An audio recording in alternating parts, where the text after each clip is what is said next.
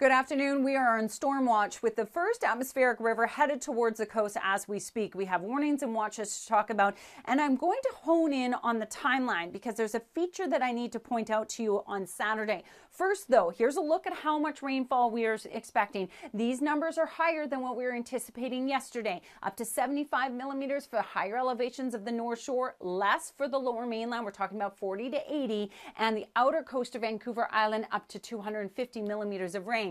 In terms of the AR scale, the impact for Vancouver Island could be an AR3 or AR4, meaning hazardous conditions are possible. And I'll show you the hazards in a sec.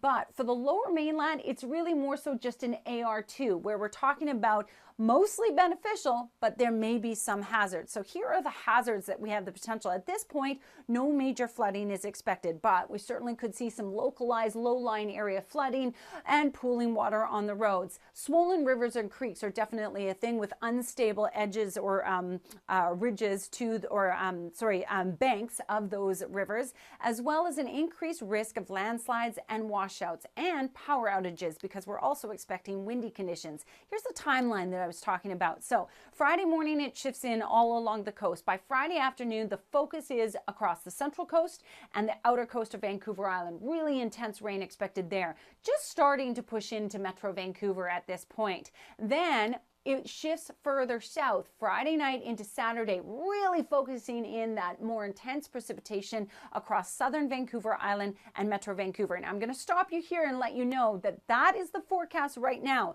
It looks like the computer models are coming into agreement with this shift. However, we may see it shift a little bit as we head into tomorrow. So always tune back in. But again, Friday night, Saturday morning is what we're really focusing in on for these areas here. And then Saturday afternoon, it may shift south for a brief period. Weekend, we may see drier weather for a brief period before another pulse of rainfall shifts in, and we'll see that Saturday night through a good part of our Sunday. So that's the timeline that we're talking about. In terms of wind, strongest winds will be in the morning along the outer coast, and we're expecting the strong winds along the inner coast in the afternoon on Friday, and it will continue to be gusty on Saturday. We're also going to see an impact across the Columbia region, 80 millimeters of rain this weekend, and the first significant snow of the season in Fort Nelson this weekend with up to 20 centimeters possible. In the meantime, this is your Friday. Again, coastal regions will bear the brunt of it. We'll start to see rainfall in these areas later in the day, but coastal regions will see the majority of it,